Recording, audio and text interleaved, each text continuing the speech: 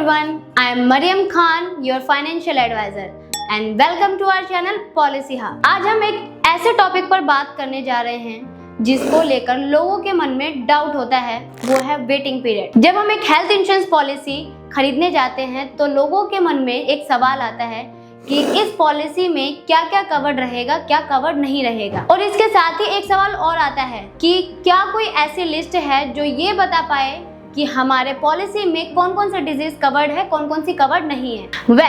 ऐसा कोई भी लिस्ट एग्जिस्ट नहीं करता है जो ये बता पाए कि हमारी पॉलिसी में कौन कौन से डिजीज कवर्ड है और कौन कौन से डिजीज कवर्ड नहीं है। कंपनीज ने वेटिंग पीरियड को 3 सेक्टर में डिवाइड किया है। इनिशियल वेटिंग पीरियड जो आपका 30 डेज का होता है, स्पेसिफिक डिजीज वेटिंग पीरियड जो 2 इयर्स का होता है और प्री एग्जिस्टिंग डिजीज जो 3 इयर्स का होता है। जैसे जैसे आपकी पॉलिसी पुरानी होती जाती है वक्त के साथ, वैसे कंपनी आपके वेटिंग पीरियड को वेव्ड ऑफ करती है और सारी बीमारी आपकी पॉलिसी में कवर्ड हो जाती है। तो हम बात करेंगे सबसे पहले जीरो वेटिंग पीरियड की। हेल्थ इंश्योरेंस पॉलिसी में कंपनी पहले दिन से एक्सीडेंटल केसेस कवर्ड करती है, जैसे स्टेयर से गिरना, रोड एक्सीडेंट या किसी भी टाइप का एक्सीडेंट है वो पहले दिन से कवर्ड होता है। नेक्स्ट है initial waiting period. Initial waiting period में 30 डेज के बाद सीजनेबल और मेजर डिजीज जैसे dengue, malaria, fever, stroke, heart attack ये सारे ही कवर्ड होते हैं। स्पेसिफिक वेटिंग पीरियड में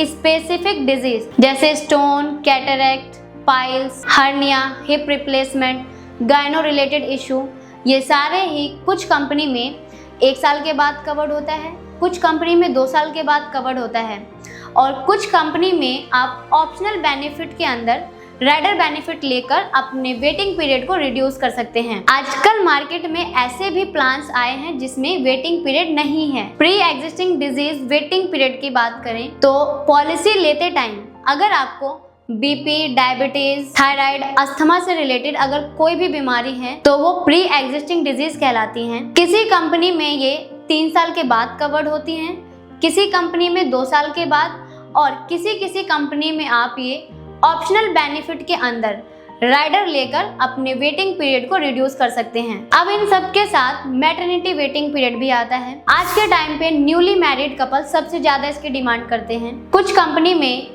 मैटरनिटी वेटिंग पीरियड 9 मंथ, कुछ कंपनी में 2 ईयर, कुछ कंपनी में 3 ईयर और कुछ कंपनी में 4 ईयर के बाद मैटरनिटी कवर्ड होता है। मैटरनिटी का अमाउंट आपके सम इंश्योर्ड पर डिपेंड करता है। आप जितना ज्यादा सम इंश्योर्ड लेंगे कंपनी उतना ही ज्यादा मैटरनिटी के लिए कवरेज प्रोवाइड करती है। वेटिंग पीरियड के बाद हम बात करेंगे परमानेंट एक्सक्लूजन्स की। परमानेंट एक्सक्लूजन सारी पॉलिसीज में कॉमन होती हैं, जैसे drink and drive, suicide, change of gender treatment, cosmetic surgery, war, chemical biological weapon attack ये सभी चीजें आपकी पॉलिसी में परमानेंट एक्सक्लूजन में आती हैं जो कि पॉलिसी में कवर्ड नहीं होता है। Hope your all queries have been cleared by now. If you have any query related to waiting period, don't hesitate to contact us on the below given details. If you like our video, don't forget to like, share and subscribe our YouTube channel. See you next time.